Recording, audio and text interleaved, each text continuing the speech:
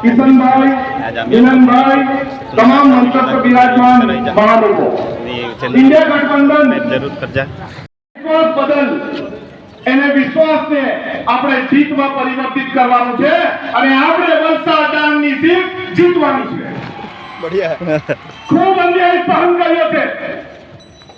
આદિવાસી સમાજ હોય, કોળી સમાજ હોય, દરેક જગ્યાએ ભાજપાએ આપણા લોકોને ડરાવવાનું ને ધમકાવવાનું કામ કર્યું છે. તમારા માટે લડ્યો છું, મેં તમારા માટે માથું ફોડાવ્યું છે, ત્યારે તમારે મારી માટે લડવાનું છે. લડશો ને? લડશો ને? આટલા દિવસ 10 દિવસ બાકી છે. 10 દિવસ તમે આનંદ પટેલ માટે કરો, 1825 દિવસ તમારી વચ્ચે આનંદ પટેલ રહેશે, રહેશે ને રહેશે. और लड़ेंगे, और लड़ेंगे.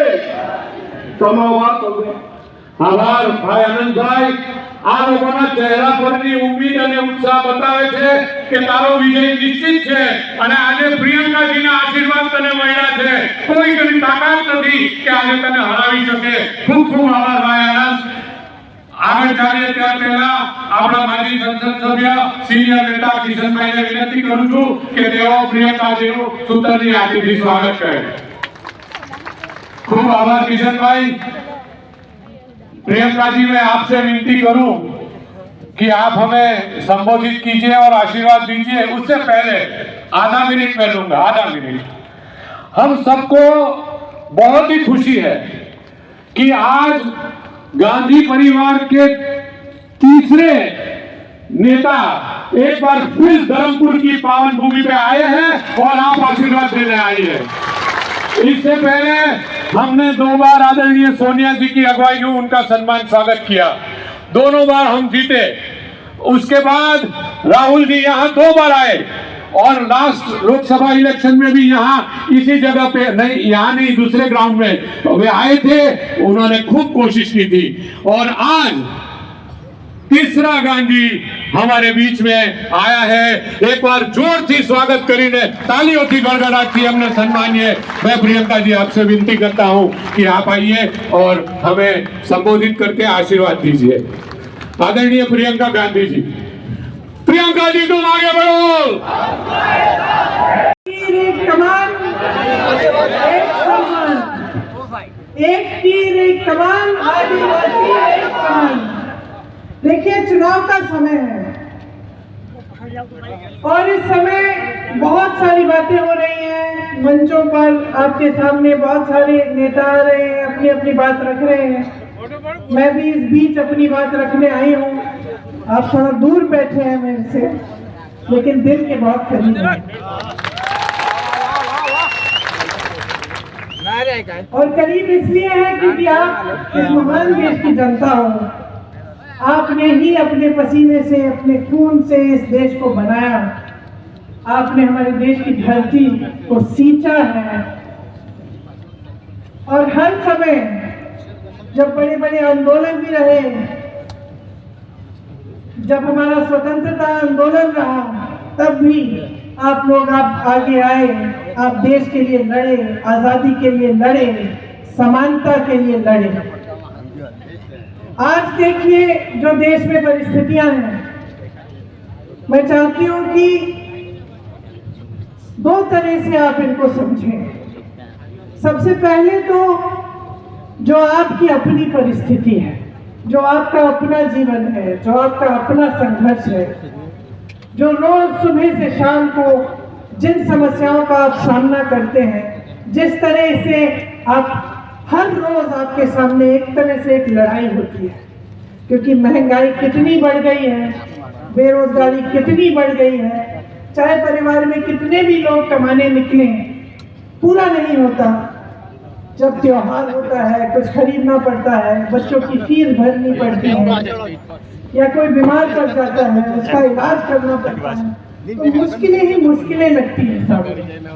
और आजकल देश में जो आम आदमी है, उसके लिए जीना ही बहुत मुश्किल हो गया है. हर स्तर पर परिस्थितियां ऐसी बन गई हैं कि जैसे आप खास तौर से अपने समाज को देखें तो आपकी एक जंगल जमीन की एक संस्कृति, मेरी दादी जी इंदिरा जी हमेशा कहती थी कि उनके दिल में सबसे ज्यादा आदर आपकी संस्कृति के लिए इसलिए था क्योंकि आपकी संस्कृति में चाहे जल हो, चाहे जमीन हो, चाहे जंगल हो, उसे बहुत आदर से, प्रकृति को बहुत आदर से, और प्रकृति के जो प्रकृति के नियम हैं उनका आदर करते हुए आपने अपने जीवन में नियम बनाए। तो दादी जी हमेशा कहती थी कि सबसे ज्यादा वह आदिवासी संस्कृति का आदर करती थी। इसीलिए जब देश स्वतंत्र हुआ और जब हमारा संविधान बना तो उस संविधान में खास तौर से, ताकि चाहे वो आदिवासी हो, चाहे दलित हो, चाहे छोटा सा किसान हो कहीं, चाहे अपना कोई कारोबार करता हो, या फिर बड़ा बिजनेस करता हो, या प्रधानमंत्री हो, या मंत्री हो, या कोई रईस आदमी हो, सबका एक समान अधिकार इस संविधान ने हमें दिया। और इस संविधान को बनाने के लिए, हमारी आजादी के लिए हमारे बड़े बड़े महापुरुष लड़े। तो इस संविधान ने अगर आपको कुछ दिया है तो ये जल, जंगल, जमीन का जो अधिकार है वो दिया है, वोट का अधिकार दिया है, समानता का अधिकार दिया है, आरक्षण का अधिकार दिया है। अब आप जानते ही हैं, आपने देखा होगा कि भाजपा के कई नेता, कई मंत्री, कई जो चुनाव के उम्मीदवार हैं, जगह जगह में जाकर कह रहे हैं कि वो संविधान को बदलना चाहते हैं। देखा है आपने, सुना है, टीवी पे देखा। अच्छा, वो सब कह रहे हैं कि हम संविधान बदलना चाहते हैं। मोदी जी जब मंच पे आते हैं तो कहते हैं कि ऐसी कोई बात नहीं है। लेकिन अगर आप इनका इतिहास देखो और देखो कि किस तरह से ये लोग पिछले 10 सालों से किस तरह से इन्होंने देश में अपना राज चलाया है, तो जो करने जा रहे हैं वो बात हमेशा वो अपने छोटे नेताओं से, मंत्रियों से कहीं कहीं बुलवा देते हैं और सबसे पहले शुरू में उस बात को नकारते हैं। तो शुरू में क्या कहते हैं कि चलो एक उम्मीदवार से कहलवा दिया, एक मंत्री से कहलवा दिया, किसी और से कहलवा दिया, और हम मना करेंगे कि भाई हम ऐसा नहीं करने जाएंगे। जैसे ही सत्ता फिर वापस आती है तो वही चीज करते हैं जिसको इन्होंने नकारा था। तो ये इनका एक पुराना सिलसिला, एक पुराना तरीका है।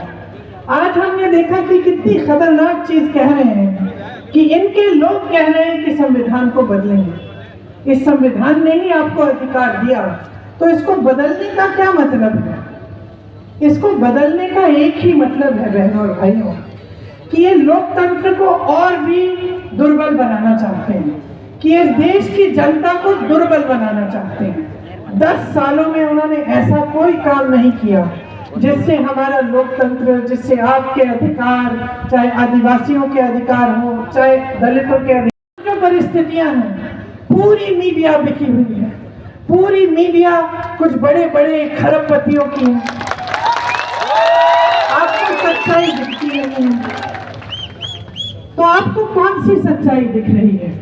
2 अलग सच्चाइयां हैं। एक तो आपको दिख रहा है कि जो टीवी पे दिखता है कि बड़े बड़े काम हो रहे हैं, देश आगे बढ़ रहा है, हमारी अर्थव्यवस्था बहुत तेजी से आगे बढ़ रही है और सब चमकीला सुंदर दिखता है। कभी G20 की बात होती है, कभी किसी और चीज की बात होती है। जब भी मोदी जी दिखते हैं और अकेले मंच पर, उनसे ये आपको पता चलता है कि कितने एक इंसान की कितनी सत्ता है, कितने बड़े नेता बन गए, यही बताया जाता है। दूसरी तरफ आपका जीवन, दूसरी तरफ आपके संघर्ष, दूसरी तरफ आप दुकान जाते हैं तो मेरी बहनें जाती हैं, कुछ खरीद नहीं पा रही हैं, सब परिवार में सब काम कर रहे हैं, चाहे महिला हो, पुरुष हो, कहीं ना कहीं से नौकरी तो मिल नहीं रही है, जुगाड़ करके कहीं ना कहीं से कमाई कर लेते हैं, मजदूरी कर लेते हैं, फिर भी पूरा नहीं होता।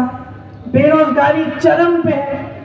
45 सालों में सबसे ज्यादा बेरोजगारी आज है हमारे देश में।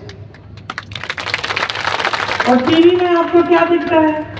सब सुंदर, इसके साथ में लगी हुई जमीन है उसको छीनना, हिंसा हो गई है बहुत आपके समाज के साथ, बच्चियों की तस्करी होती है, आपका उत्पीड़न होता है, कोई कुछ नहीं कहता। जगह जगह जहां इनकी सरकारें हैं, अत्याचार होते हैं आप पे। आप देखते होंगे, हमने भी देखे, वीडियो पे कभी कभी निकल आते हैं। किसी ने कुछ किया नहीं इसको रोकने के लिए, कोई आपका साथ नहीं देता, आपकी सुनवाई नहीं करता। तो ये आज पूरे भारत में आदिवासी समाज के साथ हो रहा है। आदिवासी समाज लड़ रहा है अपने अधिकारों के लिए, अपने प्रति जो अत्याचार हो रहे हैं उसके खिलाफ। यहाँ जो आपके उम्मीदवार अनंत पटेल जी हैं, ये खुद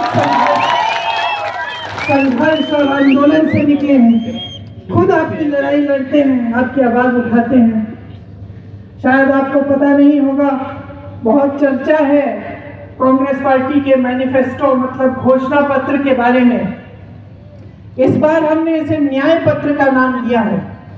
न्याय पत्र का नाम इसलिए दिया है क्योंकि हम देख रहे हैं और सब नेता सब देख रहे हैं कि 10 सालों में सिर्फ अन्याय ही अन्याय हुआ है आप सबके साथ। इसीलिए हमने इस बार अपने घोषणा पत्र का नाम ही न्याय पत्र लिखा और राहुल जी ने एक न्याय यात्रा निकाली जिसमें वो गुवाहाटी से मुंबई तक चले और कन्याकुमारी से कश्मीर तक तो पैदल चले उससे पहले 4000 किलोमीटर, ये कहने के लिए कि अब देश को न्याय चाहिए, देश के गरीब को न्याय चाहिए, देश के किसान को न्याय चाहिए, देश के आदिवासी को न्याय चाहिए, देश के दलित को न्याय चाहिए, क्योंकि आपके साथ अन्याय हो रहा है।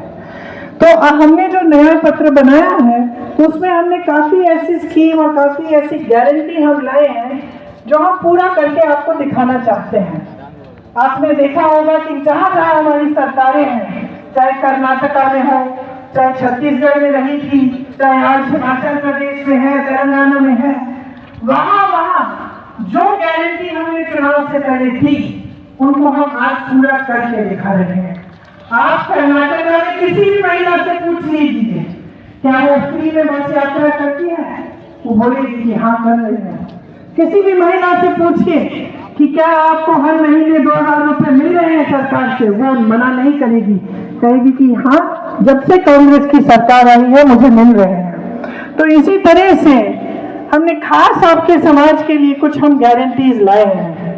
हम एक विशेष बजट आपके लिए जारी करेंगे और जो वन अधिकार का कानून है जिसमें आपको पट्टे जो पट्टे आपको मिले थे